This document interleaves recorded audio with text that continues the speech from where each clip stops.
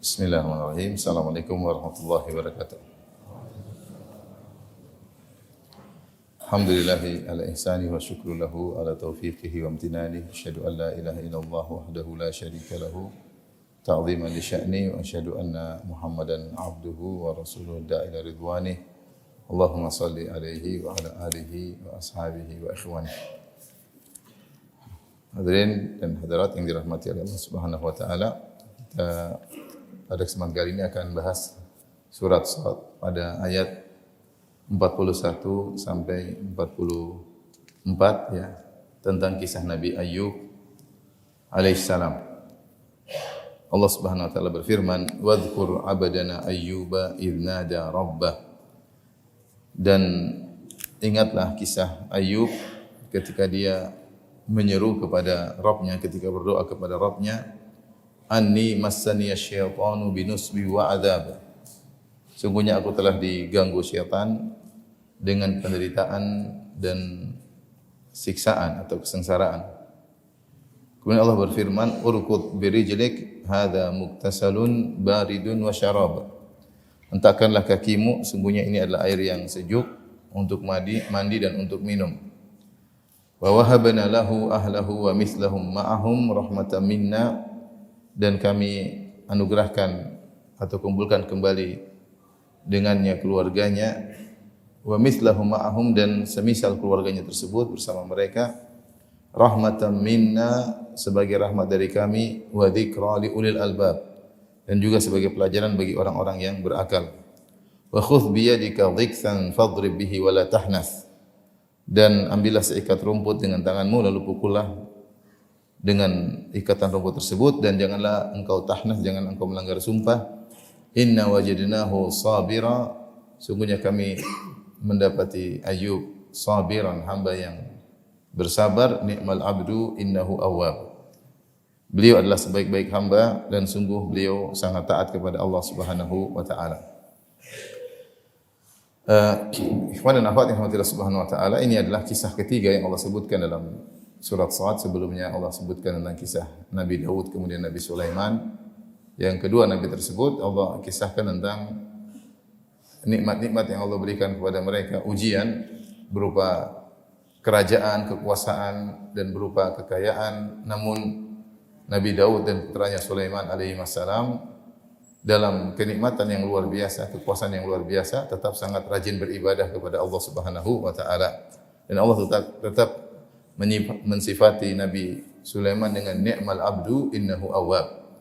Sungguhnya Sulaiman adalah sebaik-baik hamba dan dia senantiasa awwab, kembali kepada Allah Subhanahu wa taala. Dalam luas nikmat yang Allah berikan kepadanya, dia tetap beribadah. Bahkan sebagaimana kita ketahui, beliau meninggal dalam kondisi sedang salat, ya, bertelekan kepada tongkat beliau, kemudian meninggal dunia dalam sedang beribadah kepada Allah Subhanahu wa taala.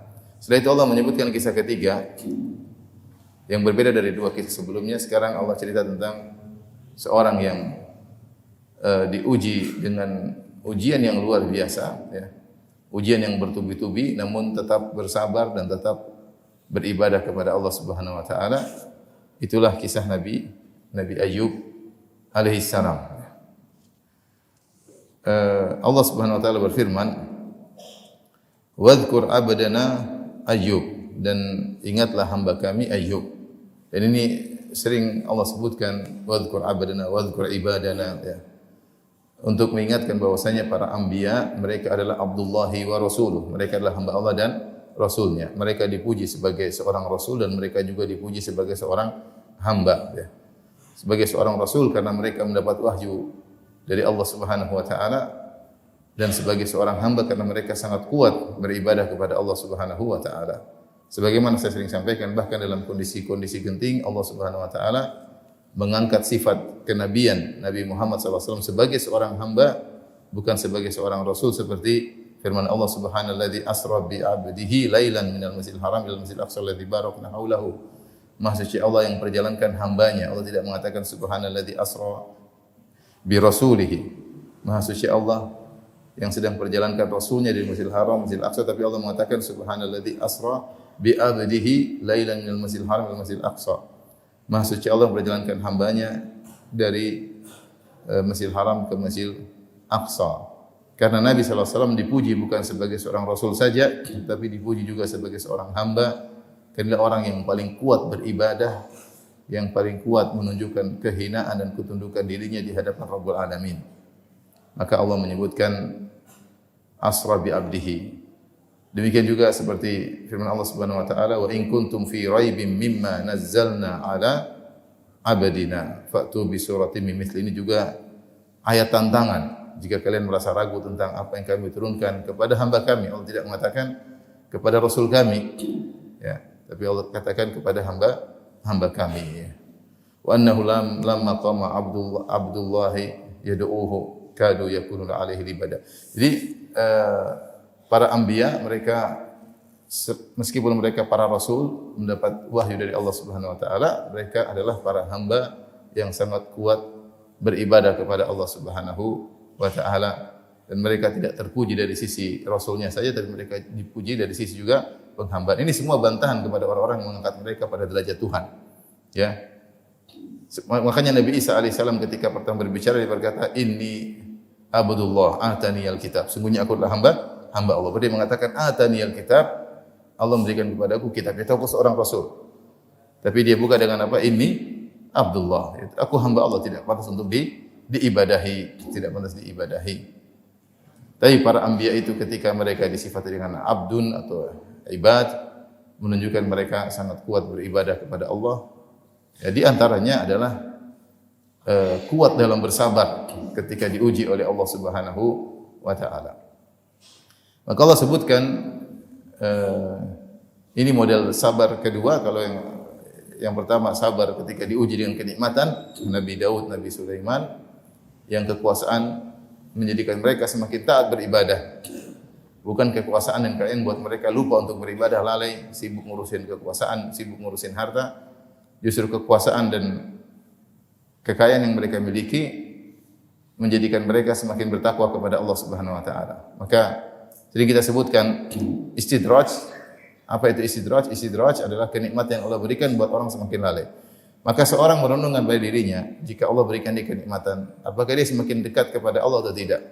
Kalau dia semakin dekat berarti itu anugerah, tapi kalau dia semakin jauh dari Allah itu apa? Istidraj. Itu istidraj. Nah, ini model kedua, hamba Allah yang Allah uji dengan berbagai macam musibah. Berbagai macam musibah.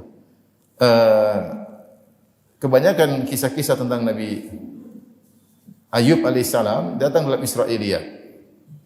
Datang dalam Israiliyat. Adapun datang dalam hadis-hadis yang sahih tidak banyak.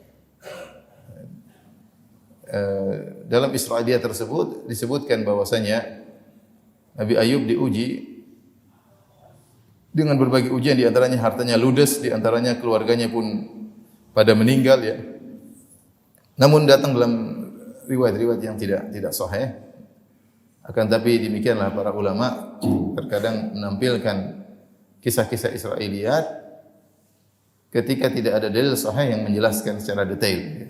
Seakan-akan terpaksa untuk dibawakan Israiliyat selama tidak bertentangan dengan hadis-hadis yang sahih. Dan itu manhaj al-mufassirin, ahli tafsir dari kalangan salaf, ya.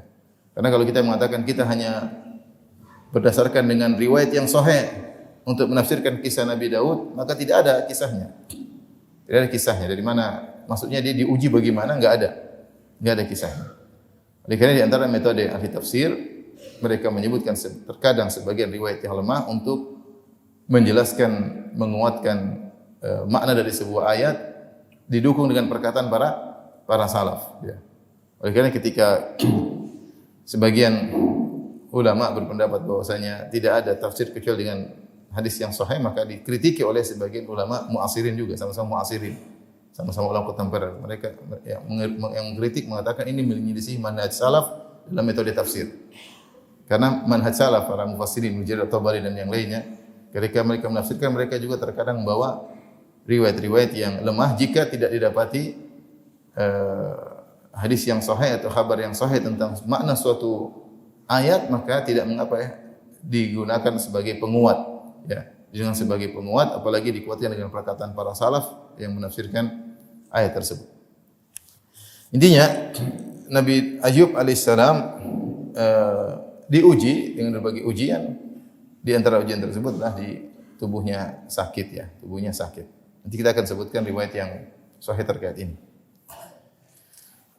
Idznada rabbahu, ketika dia menyeru kepada Rabbnya, anni massani syaitanu binusbin wa adzab. Ketika dia berdoa kepada Rabbnya, dia berkata, ya Rabbku, aku diganggu oleh syaitan binusbin wa adzab, dengan nusb yaitu dengan kepayahan, keletihan, wa adzab dengan siksaan, dengan penderitaan.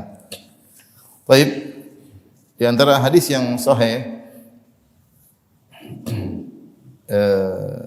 tentang hal ini disahkan oleh Syekh Albani dan juga Syekh Al-Arnaud, dan sebelumnya disahkan oleh Ibnu Hajar yang mengatakan as-sahhu ma warad, yakni hadis yang paling sahih terkait dengan kisah Nabi Ayub, dan disahkan juga Al-Busiri dari Anas bin Malik radhiyallahu anhu anna Rasulullah sallallahu alaihi wasallam qala, dari Anas bin Malik radhiyallahu anhu Rasulullah sallallahu bersabda, inna ayyuba nabiyallah kana fi balaihi thamaniya asyrata sana. Sungguhnya Nabi Ayub alaihissalam diuji itu dalam sakitnya selama 18 tahun. Berapa tahun? 18 tahun. Farafadahu al-qarib wal ba'id, maka semua orang tidak ada yang mau dekat dengan dia, ditolak ya. Yang orang dekat maupun kerabat saja menolak, apalagi orang jauh. Kerabat saja tidak mau dekat-dekat dengan dia. Illa rajulani min ikhwanihi kana min akhassi ikhwanihi, kecuali dua orang dari saudaranya, mungkin dari saudara kandungnya, dan dua orang ini termasuk orang terdekatnya, ya, terdekatnya Nabi Ayub alaihissalam. Maksudnya Nabi Ayub punya banyak saudara, punya kakak, punya adik, tapi semuanya pun menjauh darinya. Ya, kecuali dua orang ini. Kana yaqduwani ilaihi wa yaruhani ilaihi. Mereka selalu menjenguk Nabi Ayub pagi hari maupun sore hari. Faqala ahaduhuma li sahibihi, akhirnya salah satu ngobrol dengan temannya, ata'lam wallahi laqad adnaba ayyubu dzamban ma adnabahu ahadun. Tahukah engkau bahwasanya Ayub ini sebenarnya dia telah melakukan dosa yang tidak pernah seorang pun melakukannya. Qala sahibuhu wa madzak, dari mana kau tahu bahwasanya dia telah melakukan dosa yang tidak dilakukan oleh seorang pun? Qala mundu thamaniya asyrata sana lam yarhamhu Allah fayakshifa anhu. Karena sudah 18 tahun menderita dan kok belum disembuh-sembuhkan juga oleh Allah. Ini dalil bahwasanya dia pasti melakukan dosa yang sangat parah yang tidak seorang pun pernah melakukannya. 18 tahun enggak sembuh-sembuh. Maka falamma raha ilaihi lam yasbir rajul hatta dzakara dzalika lahu. Tatkala mereka berdua pergi, yang diajak ngomong tadi salah satu saudaranya tidak sabar untuk menyampaikan ini kepada Nabi Ayub. Hatta dzakara dzalika lahu. Artinya dia pun cerita, Ayub tadi saudara kita, entah kakek kita, adik kita tadi ngomong begini tentang kamu. Faqala Ayub la adri ma yaqul. Aku tidak tahu apa yang dia ucapkan. Saya tidak ngerti dia ngomong apa. Bilang saya berdosa ya.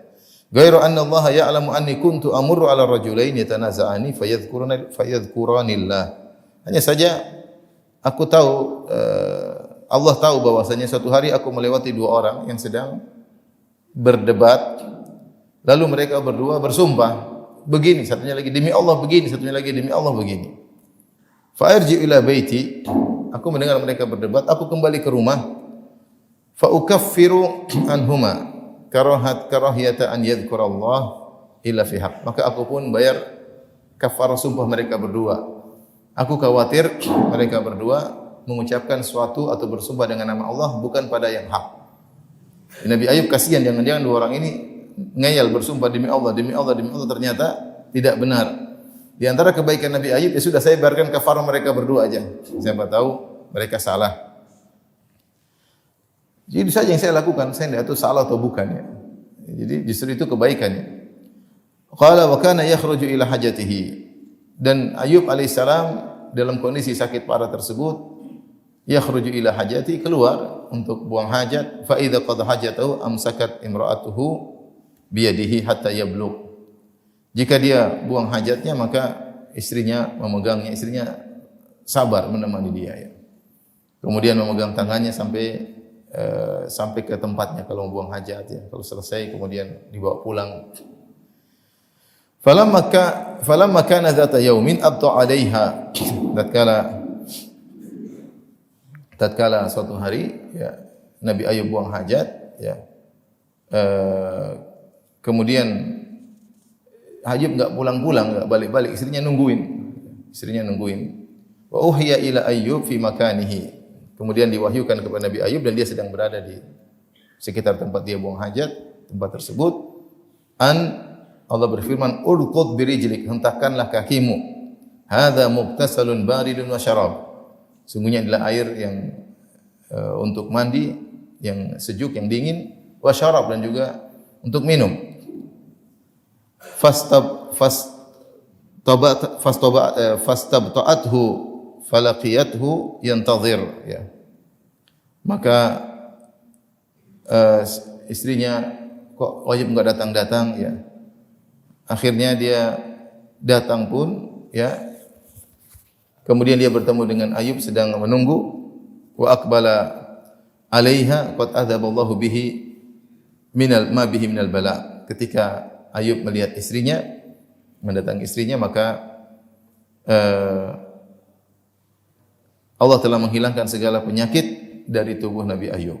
Wa huwa ala ahsani makan, maka dia jadi lebih baik daripada sebelumnya ya. Falamma ra'athu, tatkala istrinya melihat, beliau berkata, "Ai barakallahu fik." Istrinya mengucapkan barakallahu fik.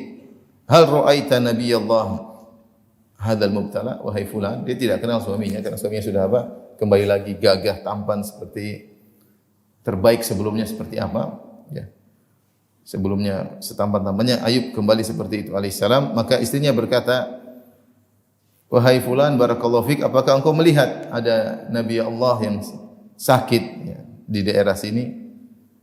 "Wallahi ala dzalika ma ra'aitu ahadan asbaha bihi minka id kana sahihan." Demi Allah, saya tidak pernah melihat orang yang paling mirip dengan Ayub kalau dia sedang sehat seperti engkau. Engkau ini yang paling mirip dengan siapa? Ayub kalau lagi apa? Kalau lagi sehat. Qala fa inni ana huwa. Saya ini Ayub. Saya ini siapa? Ayub. Wa kana lahu andaran, dan Nabi Ayub punya dua andara. Andar itu adalah tempat untuk mengambil gandum atau seperti keranjang. Andar lil qamah wa andar li syair, yaitu untuk gandum yang coklat maupun gandum yang putih. Fa ba'atha Allahu sahabatain, lalu Allah mengirim dua awan. Falamma kanat ihdahuma ala andaril qamah afragat fihi adh-dhahab hatta fadha. Awan tersebut ketika sampai di keranjang Ayub yang untuk gandum coklat, tiba-tiba awan tersebut menurunkan emas, hujan emas. Sampai Ayub menampung sampai keluar lebih daripada tempat tersebut. Wa afragatil ukhra ala andar syair al-warik hatta fadha. Kemudian awan satunya menuju ke tempat keranjang yang biasa untuk mengambil gandum yang putih, syair. Kemudian awan tersebut menghujankan perak, maka perak pun jatuh memenuhi keranjangnya Ayub sampai luber. Ini hadis atau riwayat yang paling sahih, kata Ibnu Hajar, as-sahhu ma warad, yang paling sahih terkait dengan Nabi Ayub alaihissalam. Ini pun tidak banyak perinciannya. Tidak banyak perinciannya bagaimana musibah yang menimpa keluarganya, sakit apa yang dialami, kenapa Ayub memukul istrinya salah apa, enggak ada. Sehingga kalau kita cuma baca hadis ini selesai, kita enggak tahu apa di balik kenapa Nabi Ayub memukul istrinya. Oleh karenanya sebagian ulama tetap menyebutkan kisah Israiliyat meskipun sanadnya bermasalah, tetapi sebagian para salaf berpendapat dengan demikian ya, daripada tidak ada yang ditafsirkan sama sekali. Tapi kita kembali kepada ayat. Allah Subhanahu wa taala berfirman, "Wadhkur abdana Ayyuba idz nada rabbahu anni masani asy-syaitan binusbin wa adzab." Sungguhnya aku disentuh oleh syaitan binusbin wa adzab. Di sini Allah menggunakan nusbin dengan nakirah. Demikian juga adzabin dengan nakirah, yaitu kepayahan yang amat sangat dan penderitaan yang sangat berat. datang dengan nakirah li tafkhim atau li ta'zim, dan di antara metode bahasa Arab ketika mereka akan menunjukkan sesuatu yang besar mereka mendatangkan dengan nakirah. Seperti sabda Nabi SAW, man yuridillahu bihi khairan yufaqihu fid din. Siapa yang Allah ingin bagi dia kebaikan, Allah akan buat dia paham tentang agama. Khairan di sini datang dengan nakirah. Allah tidak mengatakan man yuridillahu bihil khaira.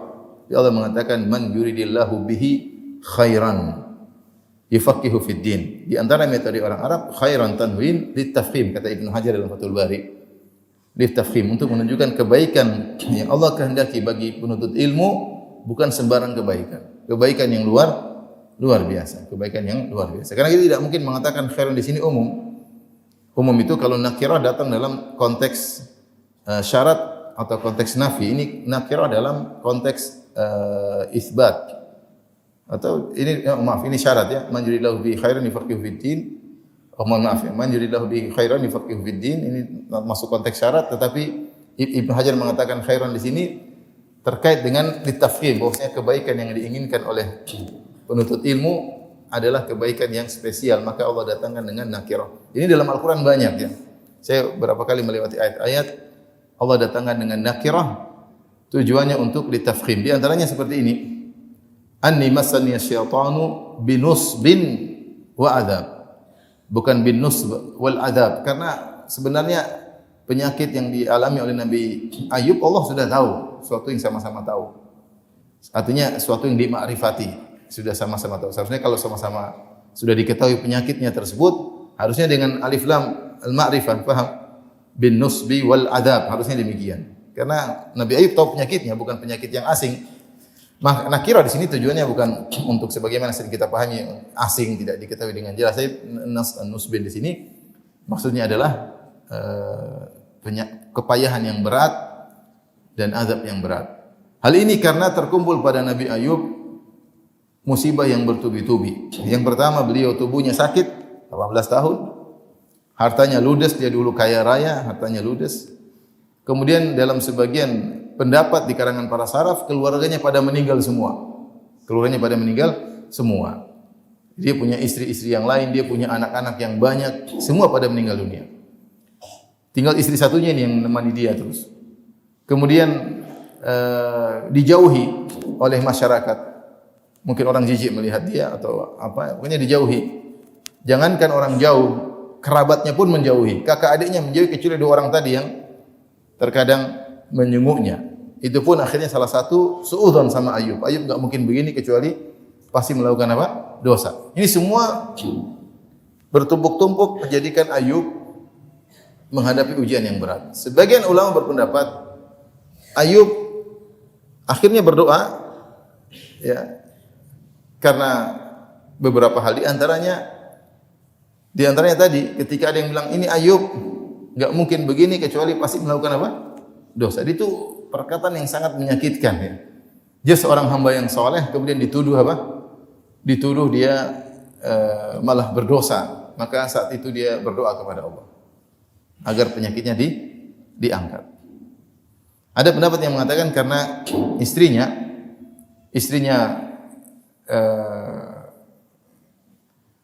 selalu membantu dia karena Ayub sudah susah, istrinya cari makan. Ketika uang mereka habis, maka istrinya punya dua kepang rambut. Di zaman itu, ini Israelia tapi punya dua kepang rambut di zaman tersebut, dan orang banyak butuh rambut yang panjang, maka istrinya jual rambutnya kepada seorang putri raja atau putri penguasa di sana. Sampai akhirnya dua rambutnya dia potong. Akhirnya Ayub pun marah, dan Ayub mengatakan saya akan memukulmu kalau kau jual rambut lagi. Ternyata dia jual lagi rambutnya karena untuk makan mereka berdua. Saat itu Ayub akhirnya berdoa kepada Allah Subhanahu wa taala. Ini sudah puncak penderitaan. Dia minta kepada Allah agar dihilangkan ya. Baik. Di sini Nabi Ayub berdoa, anni massani syaitan, sungguhnya aku diganggu oleh syaitan dengan penderitaan yang payah dan kesengsaraan yang payah. Nah, apakah syaitan yang menjadikan Nabi Ayub sakit dan menderita? Ya. Di sini ada dua pendapat di kalangan para ulama. Ada yang mengatakan iya, syaitan diizinkan oleh Allah. Sebagian datang dalam Israiliyat, sanadnya tidak sahih, tapi syaitan diizinkan oleh Allah untuk melakukan demikian, mengganggu tubuh Ayub menjadi sakit. Ini mungkin kita tahu terjadi banyak sihir atau santet yang menjadikan tubuh seorang sakit gara-gara diganggu oleh apa? Syaitan ya. Sampai hartanya ludes dan yang lainnya. Ini pendapat pertama. Dan ini tidak bertentangan dengan firman Allah Subhanahu wa taala, "Inna ibadi laisa laka 'alaihim sultan illa man ittaba'aka minal ghawin." Ketika Allah berkata kepada iblis, "Wahai iblis, kau tidak punya sultan, kekuasaan kepada hamba-hambaku, kecuali yang bisa kau kuasai adalah orang-orang yang mengikuti engkau." Yang dimaksud orang-orang beriman tidak akan disesatkan oleh iblis, oleh syaitan, tetapi bisa diganggu dari sisi fisik. Nah, orang beriman Nabi tidak akan diganggu oleh apa?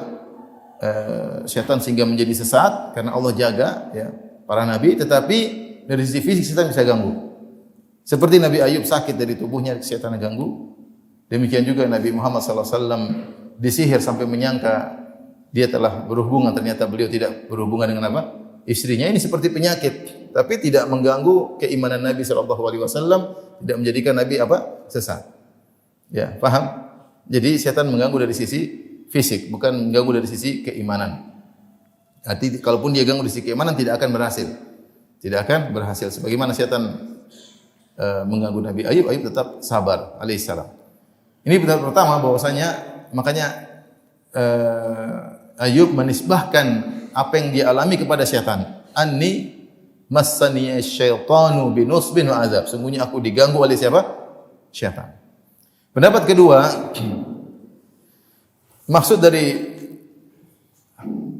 doa Nabi Ayub, anni massaniya syaitanu binusbin wa azab, maksudnya Nabi Ayub beradab kepada Allah. Dia tahu ini semua ujian dari Allah Subhanahu wa taala. Bukan syaitan yang melakukannya. Tetapi ketika dia diuji dengan ujian tersebut, syaitan mulai membisik-bisikan dengan bisikan yang tidak benar. Karena tujuan syaitan mengatakan Ayub supaya Ayub tidak sabar. Kau tidak pantas diuji dengan ujian seperti ini. Apa kesalahanmu? Kenapa harus sakit yang berkepanjangan? Kenapa harus 18 tahun?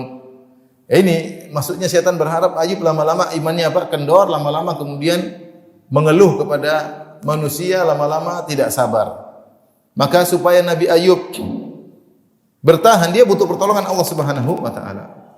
Maka dia berkata demikian, "Ya Allah, syaitan telah menggodaku dengan mengatakan aku." Di antaranya tadi perkataan mungkin saudaranya tadi mengatakan Ayub enggak mungkin begini kecuali apa? Kecuali dosa besar dia lakukan. Ini berat bagi Nabi Ayub. Dituduh melakukan dosa yang besar gara-gara dia sakitnya berkepanjangan. Itu berat.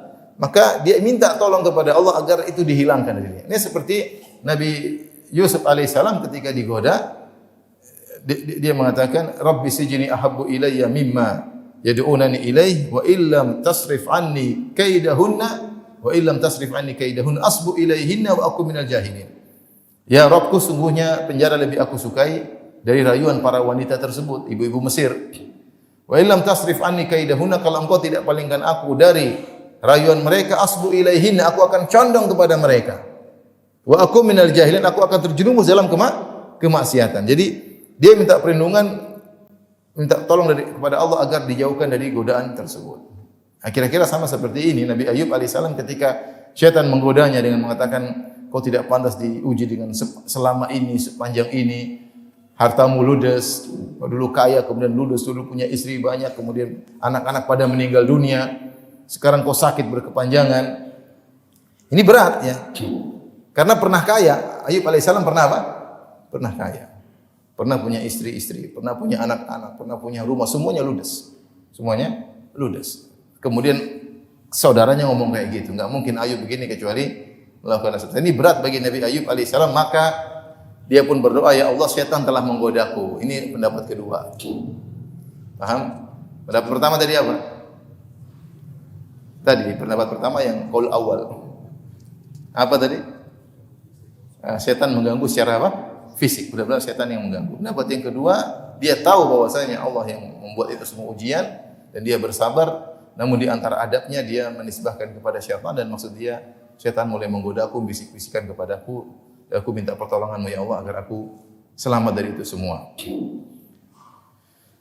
Anni masana syaitanu binusbin wa adzab. Dalam surat Al-Anbiya, wa ayyuba idnada rabbahu anni masani ad-dur wa anta arhamur rahimin. Ya, di sini Nabi Ayub berdoa, Allah tidak ulangi lagi tapi sudah disebutkan dalam surat Al-Anbiya, wa anta arhamur rahimin, dan engkau adalah yang maha rahmat dari semua yang memberi rahmat. Arhamur rahimin. Apa yang bisa kita ambil faedah dari itu? Faedah bahwasanya di antara doa yang terbaik adalah seorang bertawassul dengan kondisi lemahnya. Anni masaniyad dur, aku sedang dalam penderitaan, aku sedang sakit. Kemudian dia mengakui tentang keagungan Allah. Jika digabungkan antara pengakuan diri akan kehinaan dirinya dan pengakuan akan ketinggian Allah, maka doa tersebut mudah dikabulkan. Maka di antara tawassul dalam berdoa adalah bertawassul dengan menyebutkan kehinaan diri, kekurangan diri, kelemahan diri. Seperti ini, anni masaniyad dur, sungguhnya aku ditimpa dengan penyakit ya Allah. Seperti Nabi Zakaria, idnada rabbahu, wadhkur fil kitabi kafha ya imsad. Wadhkur dzikra rahmati rabbika abdahu Zakaria idnada rabbahu nidaan khafiyya. Qala rabbi inni wahana al-'azmu minni washta'ala ar-ra'su shayba wa lam akun bi du'aika rabbi shaqiyya wa inni khiftu al-mawaliya min wara'i wa kanat imra'ati aqira fahab li min ladunka waliya. Nabi kata Allah, lihatlah rahmat Allah kepada Nabi Zakaria ketika dia berdoa nidaan khafiyah dengan suara yang lirih, dia berkata, ya Rabbku, sungguhnya wahana al-'azmu minni, tulangku sudah lemah, sudah sangat tua. Washta'ala ar-ra'su shayba, dan rambutku semua sudah putih. Ya. Tapi aku tidak pernah suudzon dengan engkau, tetap berharap doa dikabulkan. Wa inni khiftul mawali min wara'i, kemudian jadi masalah, aku khawatir orang-orang setelahku siapa yang mendakwahi mereka. Wa kanat imraati akhirah, istriku mandul. Baru disebutkan fa wahabli min ladunka waliya, maka anugerahkan kepadaku anak. Jadi sebutkan kelemahan yang dia alami, tua, tulang sudah lemah, istri mandul, kebutuhan orang untuk dakwah. Ketika dia menyebutkan kehinaan dirinya, kemudian mengatakan Rabb, bertawassul dengan nama Allah, maka ini sangat mudah dikabulkan. Demikian juga seperti siapa? Nabi Musa alaihissalam. Ya. Nabi Musa alaihissalam ketika lapar dia mengatakan apa? Rabbi inni lima anzalta ilayya min khairin faqir, dalam surat Al-Qasas. Rabbi inni lima anzalta ilayya min khairin faqir. Ya Allah, aku fakir atas anugerah yang kau turunkan kepada aku. Kata sebagian ahli tafsir, Nabi Musa lapar, pingin roti.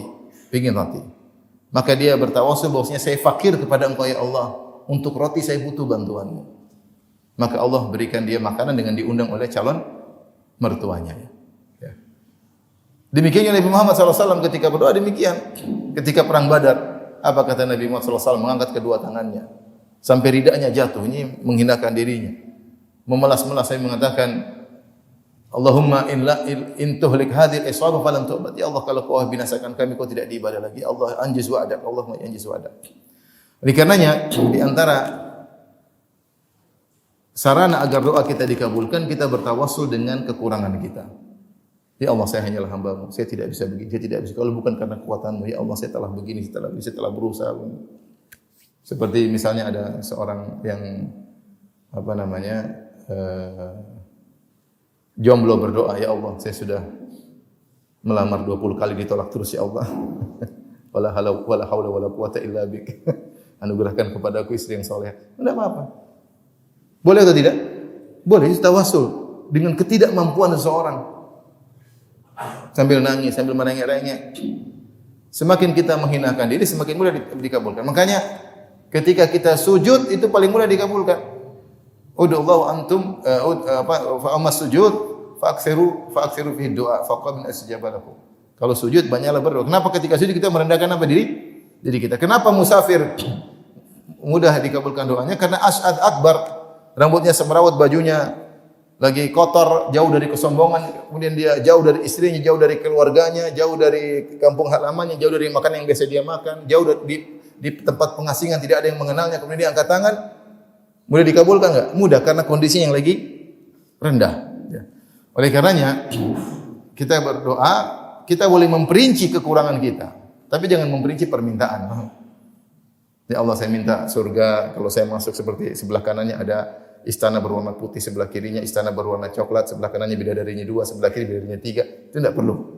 Minta saja, ya Allah saya minta masuk apa? Surga. Tapi ketika kita memperinci kekurangan kita, itu tidak apa-apa. Semakin kita hina di hadapan Allah, semakin mudah Allah kabulkan. Nabi Ayub, anni masaniyadh dhurr wa anta arhamur rahimin. Aku ditimpa dengan penderitaan. Wa anta arhamur rahimin, engkau sebaik-baik memberi rahmat.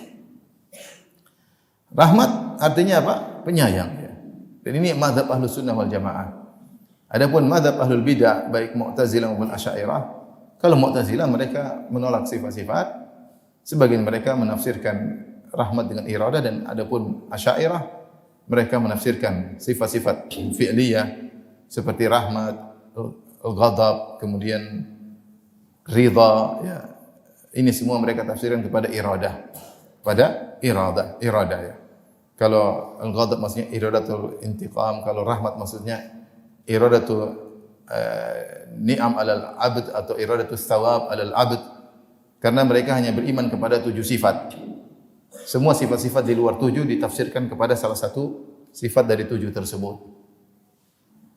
Sehingga sifat al-ghadab, sifat misalnya al-maqt marah, kemudian sifat ridha, al-mahabbah, ini semua maksudnya iradah. Kalau mahabbah iradah begini, kalau ridha iradah begini, kalau ghadab iradah begini, kalau maqt iradah begini.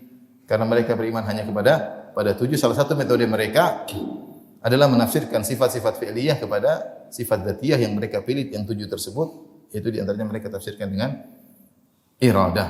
Kalau ditanyakan kenapa engkau menafsirkan al-ghadab dengan iradah, karena mereka ghadab itu sifat manusia. Tidak mungkin ghadab kecuali jantung berdebar, darah bergejolak, itu tidak pantas bagi Allah. Allah tidak punya jantung, Allah tidak punya darah. Makanya kita tafsirkan apa? Iradah. Jawabannya mudah. Kita bilang tidak ada juga namanya iradah kecuali mailul qalb. Iradah itu kehendak apa? Hati. Paham? Iradah itu kecondongan hati enggak? Sama. Tidak ada kita bisa bayangkan ngerti tentang iradah kecuali kecondongan hati. Sebagaimana kau tidak bisa memahami ghadab kecuali kemurkaan apa? Hati. Ya. Maka mereka bilang iradah yang kami maksud bukan seperti iradah makhluk. Kita bilang sama, ghadabnya Allah, rahmatnya Allah, mahabbahnya Allah tidak seperti mahabbahnya apa? Makhluk. Tidak harus ada darah, tidak harus ada jantung dan seterusnya.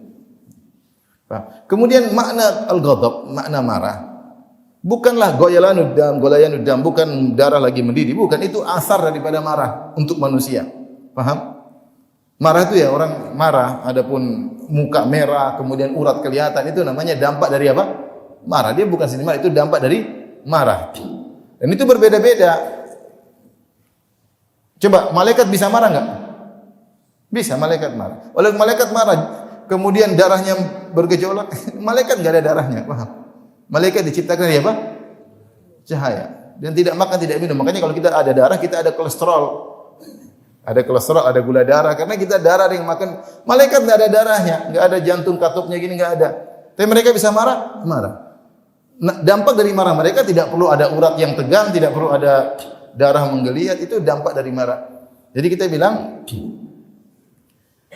rahmat Allah itu sifat Allah. Kita mengerti makna rahmat, adapun bagaimana kita enggak tahu. Sama, kita ngerti makna marah, kita ngerti makna murka, kita ngerti makna ridha, kita mengerti juga makna iradah. Dan kalau engkau tafsirkan kepada iradah, maka kau juga tidak bisa lari. Dan kaidah mengatakan al-qaulu fi ba'dhi sifat kal qaul fi ba'dil akhar. Pembicaraan tentang satu sifat sama dengan bicara tentang sifat-sifat yang lain. Kalau engkau mengatakan iradah Allah maksudnya bukan seperti makhluk, mailul qalbi, kecondongan hati, maka kita mengatakan demikian juga marahnya Allah, mahabbahnya Allah juga tidak harus demikian. Tapi kita paham. Di antara dalil yang menunjukkan bahwasanya rahmat Allah yang dimaksud rahmat hakiki, benar-benar rahmat, Allah mengandaikan rahmat Allah dengan pemberi rahmat yang lain. Allah mengatakan dengan isim tafdhil, wa anta arhamur rahimin. Paham? Engkau adalah yang paling rahmat di antara yang rahmat-rahmat. Paham? Kalau saya mengatakan engkau adalah yang paling kuat di antara yang kuat-kuat, berarti makna kuat sama atau tidak? Sama, cuma ini lebih. Paham? Seperti firman Allah Subhanahu wa taala tentang kaum 'Ad, ya. Fastakbaru fil ardi bighairil haqq wa qalu man asyaddu minna quwwah. Siapa yang lebih kuat daripada kami? Kata kaum 'Ad. Allah bantah. Awalam yarau annallaha alladzi khalaqahum huwa asyaddu minhum quwwah? Tidakkah mereka melihat Allah yang menciptakan mereka lebih kuat daripada mereka? Baik, makna kuat pada Allah dan makna kuat pada kaum Ad sama atau tidak? Sama, cuma levelnya yang berbeda. Faham? Paham atau tidak? Makna kuat yang terkandung pada sifat Allah dengan makna kuat yang terkandung pada kaum Ad, maknanya sama atau tidak? Sama, cuma levelnya berbeda. Jadi ada qadrul musyarak di sisi makna. Sehingga kita bilang kuat ya kita paham, cuma beda. Seperti melihat, Allah paling maha melihat. Kita paham makna melihat. Melihat itu menyaksikan sesuatu, tapi melihatnya Allah tidak sama dengan makhluk, tapi kita paham makna apa? Melihat. Ketika Allah mengatakan, Nabi Ayub berdoa, "Anta arhamur rahimin," dan engkau adalah arham, yang paling rahmat di antara yang memberi rahmat, berarti rahmatnya sama enggak? Secara makna. Sama. Nah, kalau kita takwil rahmat dengan iradah enggak nyambung nih. Dan engkau adalah muridul khair di antara orang-orang yang rahmat, enggak nyambung. Maka ketika digandengkan dengan isim tafdhil anta arhamur rahimin menunjukkan sama-sama mengandung makna yang sama, tapi engkau yang paling unggul. Paham atau tidak? Ikhwan, Jamilur Rahman, paham tidak? Ikhwan, Tulab Jamilur Rahman, paham? Baik. Kita lanjutkan. Maka setelah Nabi Ayub berdoa, fastajabna lah. Fakashafna ma bihi min dhurr, kata Allah dalam surat Al-Anbiya, maka kami pun kabulkan doanya dan kami hilangkan kemudaratannya. Bagaimana cara Allah menghilangkan kemudaratan Nabi Ayub? Ketika Nabi habis buang hajat di tempat tersebut, Allah mengatakan, "Urqud birijlik," hentakkan kakimu di tanah tersebut. Nabi Ayub sudah sangat lemah, sampai dia aja kalau mau buang hajat diantar, dipegang, dipopoh sama istrinya. Habis buang hajat juga dipopoh oleh apa? Istrinya. Artinya untuk nendang-nendang susah atau tidak? Susah. Tapi Allah ingin agar Nabi Ayub melakukan sebab, meskipun ada nasabab, meskipun sebab yang sangat ringan. Yang penting Allah ajarkan bahwasanya semuanya perlu ikhtiar. Urqud birijlik. Seperti Maryam, ya. Fa aja'al makhadu ila jid'in nakhlati. Ya. Ya, qalat ya laitani kuntu mitu qabla hadha wa kuntu nasyan nasiya. Fanadaha min tahtiha alla tahzani qad ja'ala rabbuki tahtaki sariya wa huzzi ilayki bi jid'in nakhlati tusaqit alayki rutban janiyya. Ada suara mengatakan wa huzzi ilayki bi jid'in nakhlah. Wahai Maryam, goyangkanlah pohon korma niscaya akan jatuh rutop-rutop kepadamu untuk kau makan. Maryam dalam kondisi lemah, bayangkan sakit mau melahirkan, kira-kira punya tenaga enggak? Enggak punya tenaga. Terus harus suruh goyang pohon korma, susah. Kita aja yang tidak sakit, tidak mengandung, tidak hamil suruh goyang pohon korma, kita yang goyang, bukan korma yang goyang, kita yang goyang. Loh, yang goyang mana? Kita yang goyang. Apalagi Maryam dalam kondisi lemah mau melahirkan. Tetapi Allah nyuruh Maryam untuk melakukan sebab akibat urusan siapa? Allah Subhanahu wa taala. Nah, Nabi Ayub juga demikian, lemah, sudah 18 tahun sakit. Badan sudah habis, semua sudah habis. Teman urqud birijlik, hentakkan kaki. Supaya apa? Supaya air keluar. Tanpa menghentakkan kaki, Allah pun bisa mengeluarkan apa? Air. Tapi Allah suruh menghentakkan kaki. Kemudian ketika hentakkan kaki, keluarlah air. Satu mata air. Hadza muktasalun baridun wa syarab. Ini adalah muktasal. Muktasal apa wazannya? Isim apa? Ikhwan. Yang belajar bahasa Arab, muktasal isim apa itu? Isim fa'il.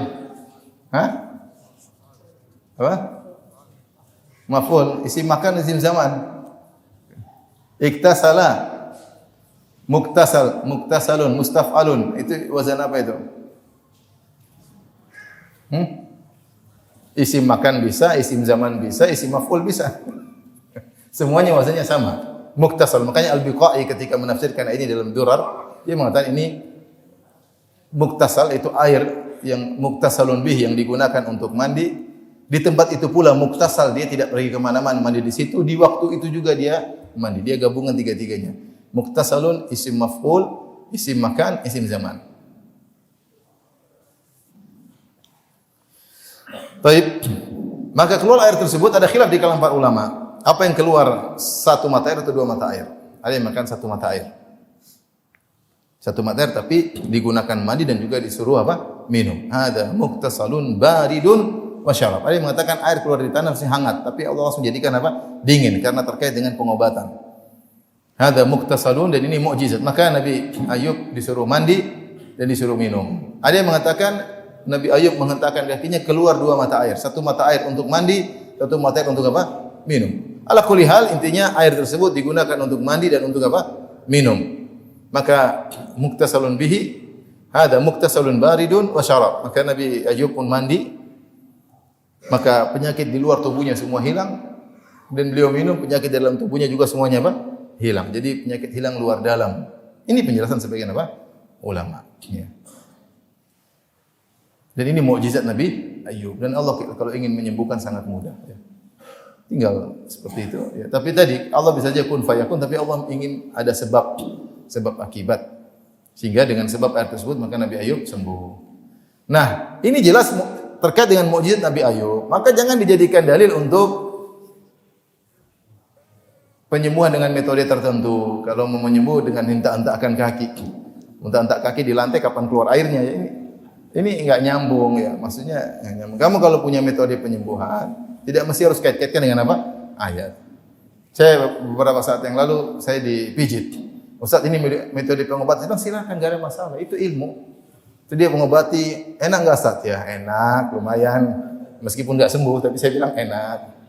Ustaz, ini apa? Karena Allah berfirman kepada Nabi Ayub, urkut berij. Udah ente kalau obat jangan banyak omong ayat. Ente bilang, ente nafsir ayat sembarangan dosa. Udah, ngobati aja, enggak usah pakai ayat. Oh begitu saja ya, ngawur ente, dia bilang. Ente jangan sembarang pakai ayat. Nabi Ayub itu mukjizat. Terus ente juga tenang-tenang, air juga enggak keluar-keluar. Kalau keluar juga air panas, tahu enggak, bukan air dingin. Ini Nabi Ayub sembuh dengan air yang keluar dari tanah dan mandi dan diminum. Ente cuma gini-gini, sembuh apa hubungannya dengan ayat? Dan ini namanya cocok logi, ini bahaya ya. Nanti kalau sembuh nggak apa-apa, tapi nggak usah membenarkan metode ente dengan Al-Quran. Karena kalau tidak sembuh, nah ayatnya salah dong. Faham, itu bahayanya di situ. Kalau tidak sembuh, ayatnya dianggap apa? Salah, ini ayat salah, nggak benar. Sekali lagi, metode diet. Metode diet Allah sebut dalam surat Abasa, ya, tentang makanan. Jadi makanan itu harus 6 bagian, 1/6 begini, 1/6 begini, 3/6, 4/6. Ini apa dari mana? Allah nyebutin nama tidak perlu kau persen-persenkan. Allah hanya sebutkan tentang apa namanya? Nama-nama makanan dalam surat Abasa. Ini metode diet, metode surat Abasa lah dari mana? Nabi juga makan enggak begitu. Nabi makan enggak ada metode enggak ada gitu. Maksudnya jangan tafsirkan sembarang, namanya tafsir cocok apa? Logi enggak boleh. Makanya dalam ilmu tadi namanya ijazul ilmi. Ijazul ilmi itu ada. Ini muncul belakangan tentang metode tafsir Al-Quran. Al-Quran bukan kitab sains, tapi dalam Al-Quran terkadang ada ilmu sains. Bukan itu maksudnya. Maksudnya adalah keimanan. Tapi ketika Allah menyebut tentang matahari, tentang rembulan, tentang langit, tujuannya bukan apa, tapi ternyata ada kaitannya dengan apa? Sains, tentang ilmu janin. Itu semua ternyata diperiksa sekarang benar. Itu namanya ijazul ilmi. Tentang ilmu tafsir baru zaman dulu tidak ada. Tapi enggak boleh seorang cocok logi, maksa-maksain. Enggak boleh ini tentang ini, padahal tidak ada kaitannya. Adapun Anda punya ilmu pengobatan, silakan aja, enggak ada masalah. Ini begini silakan dicoba, sembuh baik. Ilmu Allah berikan kepada siapa saja. Kalau bagus alhamdulillah ya. Dan saya ingatkan kepada ini secara umum pada terapis-terapis ya. Usahakan belajar mengucapkan wallahu a'lam. Karena ini peringatan, karena banyak terapis yang sok tahu. Saya ingatkan sebagian teman, saya bilang, ikhwan hati-hati ikhwan, sebagian terapis itu tidak pernah bilang wallahu alam. Begitu, oh ini penyakit ini, oh darahnya, oh ini penyakit ini, oh ini karena gini, ngomong, tanya, oh ini karena ini, enggak pernah bilang tidak tahu. Dokter aja enggak berani. Oh alam, enggak tahu ya, periksa dulu nanti bisa kita. Ini, oh ini karena gini, ini karena gini. Kalau salah mengobati bisa mati orang, paham? Bilang saya enggak tahu. Kalau enggak punya ilmu enggak usah sok tahu. Ya. Makanya kalau sebagian orang apa namanya, misalnya bekam, saya bilang udah bekam aja, enggak usah banyak ngomong, bekam aja. Kalau pijit-pijit aja, enggak usah ini karena ini. Khawatir dia salah ngomong. Karena sebagian mereka, tidak semua ya, sebagian mereka selalu menganalisa. Begini, ini begini. Ini contoh ini. Terjadi pada saya dan juga teman saya. Teman saya diperiksa. Dia sudah periksa darah dulu. Periksa darah, kolesterolnya rendah, gulanya rendah, semuanya rendah. Diperiksa, oh ini Pak, ini darahnya ini ternyata kolesterolnya. Udah aja banyak ngomong, ini hasilnya nih. Ini kalau darahnya begini, aduh udahlah. Kamu bekam-bekam itu bagus, nabawi. Tapi kamu enggak usah jadi dokter, sudah enggak usah apa? Enggak usah sok tahu, udah bekam-bekam aja. Kita senang bekam kok. Tapi kalau bicara benar-benar ahli, kamu belajar enggak ilmunya atau katanya-katanya? Karena ilmu terkadang ilmu-ilmu apa? Katanya. Kalau kamu dokter ngomong, saya percaya. Kamu pernah belajar tentang sifat darah, kalau lagi mengandung kolesterol begini bentuknya, kalau begini-begini, adapun kamu katanya-katanya repot. Ini satu kejadian. Satu kejadian lagi, ada terapis yang kemudian mengobati teman saya juga, dia cerita, teman saya alhamdulillah kaya raya, mungkin triliuner, mungkin miliarder, kaya raya. Dia lagi diet tidak makan kecuali buah ketika itu. Datanglah terapis tersebut, coba Pak lihat lidahnya. Oh Bapak ini kurang makan buah. Kurang makan buah. Kurang makan buah. Saya tidak makan kecuali buah. Jadi maksud saya, oke lah itu ilmu, semuanya enggak apa-apa. Pengobatan dengan medis, dengan terapis, dengan herbal semuanya oke, enggak ada gitu. Tapi mohon maaf jangan sok tahu itu aja. Usahakan berani bilang apa? La adri. Allah alam ya. Saya enggak tahu, yang saya dengar seperti ini atau gimana. Jangan oh ini begini, oh itu karena begini, oh ini karena begini, selalu ngomong terus. Lebih hebat dari dokter. Dokter aja ada spesialis ngomong tempat ini enggak berani ngomong. Ini dia spesialis semua penyakit. Ini kalau orang mati gimana? Enggak boleh. Ini sekedar ini aja ya. Peringatan bagi teman-teman terapis, lanjutkan tapi sering-sering bilang apa? Wallahu a'lam. Jangan sok tahu. Tapi kita lanjutkan. Wa wahabna lahu wa ahlahu wa mithlahu ma'ahum. Kami anugerahkan kepada dia keluarganya dan yang semisal keluarganya ma'ahum bersama mereka. Di sini ada beberapa pendapat, ada yang mengatakan 4 pendapat kurang lebih, ada yang mengatakan bahwasanya keluarganya meninggal. Di antara ujian yang dihadapi oleh Nabi Ayub, keluarganya, anak-anaknya, istri-istrinya meninggal. Maka ketika Allah berikan dia nikmat, Allah sembuhkan dia, Allah hidupkan kembali keluarganya. Yang tadinya meninggal, hidupkan kembali. Setelah hidupkan kembali, kemudian Allah beri berkah, kemudian tambah lagi keluarganya double. Kalau tadi istrinya 2 jadi berapa? 4. Anaknya 10 jadi berapa? 20. Karena mithlahu ma'ahum. Kalau istrinya 4 jadi berapa? 8. Zaman dahulu beda dengan syariat sekarang. Nabi Sulaiman istrinya sampai banyak ya. Kalau istrinya 4 jadi berapa? 8. Anaknya jadi 20 jadi 40. Mithlahu ma'ahum. Ini semuanya di dunia. Dihidupkan kembali, kemudian ditambahi. Ada yang mengatakan ketika setan menggoda, maka mereka pergi menjauh dari Nabi Ayub. Anak-anaknya semua menjauh. Ketika Nabi Ayub sembuh, Allah kembalikan semua anak istrinya dan Allah tambahkan lagi kenikmatan 2 kali. Ada yang mengatakan maksudnya di akhirat. Intinya ini pendapat karena memang tidak ada dalil yang sahih tentang masalah ini, semuanya Israiliyat. Semuanya Israiliyat. Tapi ini pendapat di kalangan para tafsir tentang makna wa mithlahum ma'ahum, kami tambahkan seperti itu lagi jumlahnya. Rahmatan minna, sebagai rahmat dari kami karena kasih sayang kami. Wa dzikra li ulil albab, sebagai pelajaran bagi orang yang cerdas. Dalam surat Al-Anbiya, wa dzikra lil abidin, dan sebagai pelajaran peringatan bagi orang-orang yang rajin beribadah. Nah, ini ikhwan ada beberapa faedah lagi. Yang pertama, ketika seorang mengeluh kepada Allah, dia tidak dikatakan orang tidak sabar. Karena Nabi Ayub setelah itu Allah mengatakan inna wajadnahu sabira, kami dapati dia seorang yang apa? Sabar. Dan Nabi Ayub mengeluh kepada Allah, anni massaniyadur, aku ditimpa dengan apa? Penderitaan. Kalau dia mengeluh kepada manusia itu baru dikatakan tidak sabar. Tapi kalau dia mengeluh kepada Allah, dia sedang berdoa kepada Allah. Ya. Makanya Nabi Yakub innama ashku bathi wa huzni ila Allah. Kalau mengeluh kepada Allah enggak ada masalah. Yang jadi masalah kita mengeluh kepada manusia, mengeluhkan takdir Allah kepada kita, kita keluhkan kepada manusia. Maka dikatakan kita mengeluhkan Allah kepada manusia. Yang benar harusnya kamu mengeluhkan manusia kepada Allah, mengeluhkan setan kepada Allah, mengeluhkan manusia kepada Allah, bukan sebaliknya mengeluhkan Allah kepada manusia. Jadi tidak, kalau seorang berdoa kemudian merengek di depan Allah, tidak dikatakan dia tidak sabar. Nabi Ayub yang merengek berdoa kepada Allah, Allah mengatakan inna wajadnahu sabiran. Ya. Kemudian ini pelajaran bagi kita bahwasanya orang yang bersabar, kalau dia benar-benar sabar, maka dia tidak hanya mendapatkan kenikmatan di akhirat saja, tetapi juga di dunia. Jangan disangka kalau kita bersabar cuma dapat kenikmatan di akhirat saja. Dapat juga di dunia sebelum di akhirat. Makanya Nabi Yusuf alaihissalam ketika bersabar dengan bertahun-tahun, puluhan tahun, maka setelah dia kemudian jadi menteri, jadi penguasa, dia berkata kepada kakak-kakaknya, innahu may yattaqi wa yasbir fa innallaha la yudhi'u ajral muhsinin. Sungguhnya siapa yang bertakwa dan bersabar, Allah tidak akan menyia-nyiakan orang-orang yang berbuat ihsan. Taib, Allah memberikan ganjaran kepada Nabi Yusuf. Cuma di akhirat? Tidak, di dunia juga dia jadi apa? Penguasa. Jadi kita jangan suudzon kalau saya sabar-sabar di akhirat saja. Enggak, Allah kasih juga di dunia.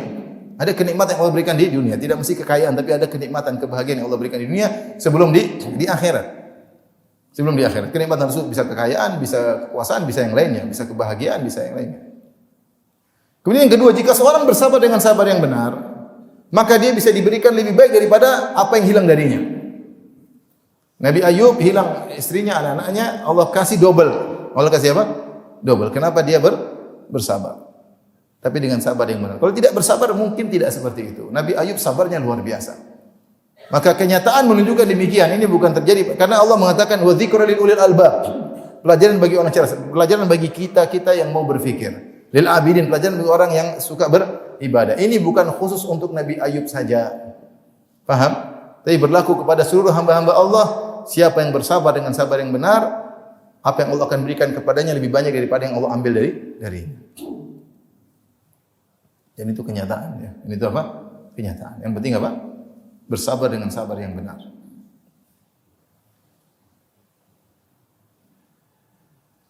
Tadi kita mulai jam berapa?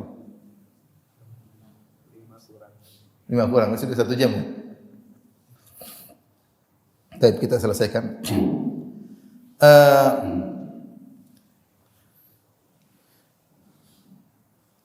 Jadi seorang yang bersabar Allah akan beri ganjaran di dunia sebelum di akhirat ya. Tapi dengan sabar yang benar. Dan ini pelajaran bagi kita semua, bagi hamba-hamba Allah yang cerdas, yang merenungkan, dan bagi hamba Allah yang rajin beribadah kepada Allah bil abidin. Tapi setelah itu Allah berfirman, "Wa khudh bi yadika dhikfan fadrib bihi wa la tahnaf." Ini ayat, ambillah kumpulan lidi atau rumput, pukullah. Ini tidak ada dalil yang sahih menjelaskan pukul ke mana, sebabnya apa. Makanya para ulama berdalil dengan Israiliyat atau perkataan para salaf yang berusaha menafsirkan ayat ini. Yaitu untuk mukul istrinya.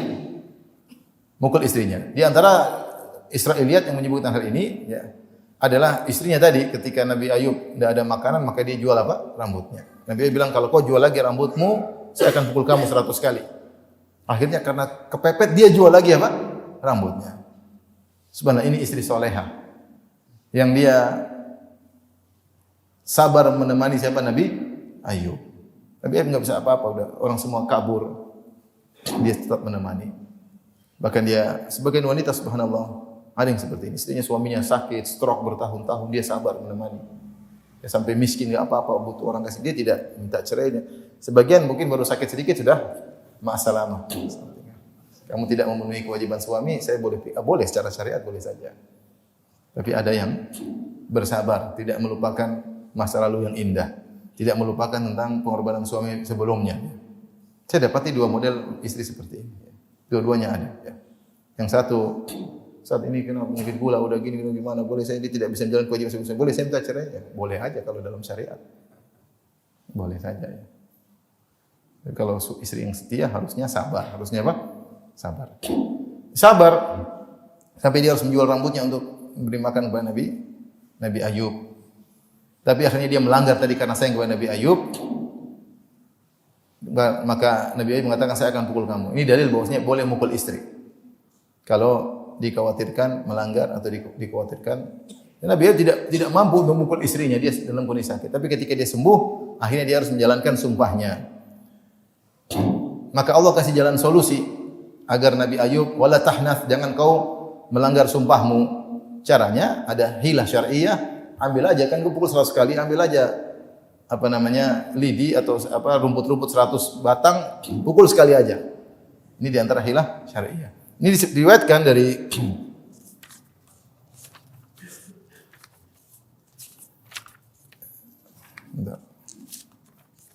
Dari Atha, ya,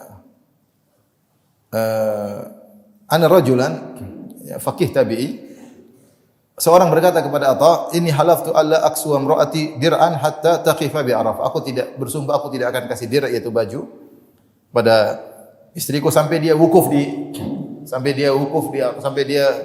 di Arafah. Tapi gimana nih? Istri saya haji masih lama. Tapi ngomong dia, saya bersumpah tidak akan kasih istri saya baju tertentu mungkin sampai dia wukuf di Arafah. Sementara haji masih lama. Apa kata Atha? Ihmilha ala himar thumma dhhab faqih biha bi Arafah. Sudah kasih taruh istrimu di atas himar, mungkin tutup dengan apa? Kain, bawa ke Arafah, wukuf sana.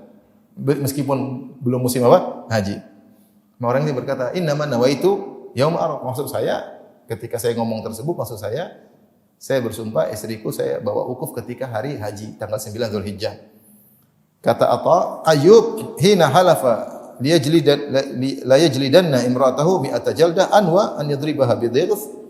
Kata Atha, apakah Ayub ketika dia bersumpah untuk memukul istrinya 100 kali, dalam hatinya ingin mukul pakai rumput? Niatnya mukul pakai rumput atau tidak? Tidak, dia ingin mukul betulan, tetapi Allah kasih solusi, enggak apa-apa pakai rumput. Kamu yang penting kan waktu ngomongnya yang penting saya bawa ke Arafah. Ya udah bawa ke Arafah meskipun bukan musim apa? Haji. Biar kau selesaikan sumpahmu tidak dilanggar. Ini hilah syariah. Baik. Kita lanjutkan fadrib bihi wala tahnath. Ini dari saya katakan tadi boleh memukul istri kalau memang ada maslahatnya atau dikhawatirkan dia membangkang, tentu setelah tahapan-tahapan yang sebelum dijelaskan. Inna wajadnahu sabiran, kami dapati dia adalah seorang hamba yang penyabar. Subhanallah. Allah menegakkan hujah kepada orang dengan kisah Nabi Ayub. Siapa yang lebih berat ujian daripada Nabi Ayub? Siapa coba? Ada yang lebih berat daripada Nabi Ayub? Kaya raya, ludes hartanya, anak istri hilang semuanya, sakit 18 tahun, orang semua kabur, tidak ada yang mau dekat, mungkin penyakitnya aneh apa segala. Ada yang lebih berat daripada Nabi Ayub? Enggak ada. Allah telah menegakkan hujah kepada hambanya dengan kisah Nabi Ayub. Kalau Nabi Ayub yang sabar, seorang tentu diuji lebih ringan, jauh lebih ringan daripada Nabi Ayub, maka dia berusaha untuk bersabar. Tentunya dengan minta tolong kepada Allah. Fasbir wa ma sabruka illa billah. Bersabar, kau tidak bisa bersabar kecuali dengan pertolongan siapa? Allah Subhanahu wa taala. Ni'mal abdu, sebaik-baik hamba. Dengan kesabarannya tersebut, innahu awwab, dia adalah awwab, ini selalu raja, selalu kembali kepada Allah dalam segala urusannya. Diriwayatkan Sufyan Ibnu Uyainah ditanya oleh seorang tentang perkataan Mutarrif bin Abdullah yang mengatakan lan u'afa fa ashkur ahabbu ilayya min an ubtala fa asbir. Aku lebih suka diberi kenikmatan dan aku bersyukur daripada aku diuji kemudian aku bersabar. Artinya kata Mutarrif bin Abdullah, kalau saya disuruh pilih, saya lebih senang kaya bersyukur daripada miskin apa? Bersabar. Sehat bersyukur daripada sakit bersabar. Sama kalau saya disuruh pilih juga pilih itu. Cuma kan pilihan di sisi Allah, bukan kita asal milih-milih. Kalau suruh milih kaya bersyukur atau miskin bersabar? Kaya bersyukur. Cuma bukan pilihan, bukan di tangan Anda. Baik. Atau perkataan akhihi Abil Ala, Allahumma raditu li nafsi ma radita li. Ya Allah, aku ridha untuk diriku apa yang kau ridha untukku. Jadi aku terserah engkau ya Allah. Aku ridha yang kau pilih untukku. Mana yang lebih afdal? Kau pilih yang mana? Akhirnya Sufyan sakata sakta. Dia pun diam sebentar, kemudian dia berpikir, kemudian dia berkata, saya lebih memilih perkataan Mutarrif. Bahwasanya saya diberi kenikmatan, saya bersyukur lebih saya sukai daripada diuji kemudian saya bersabar. Daripada perkataan saudaranya Abul Ala, saya ridha kepada engkau ya Allah untukku apa yang kau ridha untuk diriku. Kenapa? Kata Sufyan, saya mengamati ayat dalam surat Sad. Ketika Allah menyebut tentang Nabi Sulaiman yang diberi kenikmatan yang banyak, Allah mengatakan ni'mal abdu innahu awwab. Sebaik-baik hamba dia selalu kembali kepada Allah. Kemudian Allah sebutkan Nabi Ayub diuji dengan ujian yang berat, Allah mengatakan sama, ni'mal abdu innahu awwab. Sebaik-baik hamba dia. Ternyata natijahnya sama. Paham? Hasilnya sama. Sama-sama ni'mal abdu innahu awwab, ni'mal abdu. Yang satu kaya raya, yang satu diuji. Kalau disuruh pilih mending yang kaya raya, kalau hasilnya sama mending saya pilih kaya raya ya. Dan bersyukur ya. Harta kaya, rumah banyak, istri 4, anak 100. Tapi kita enggak bisa milih. Ya sudah sabar aja. Miskin bersabar. Tapi demikian saja. Subhanakallah bihamdik asyhadu an la ilaha illa anta astaghfiruka wa atubu ilaik. Assalamualaikum warahmatullahi wabarakatuh.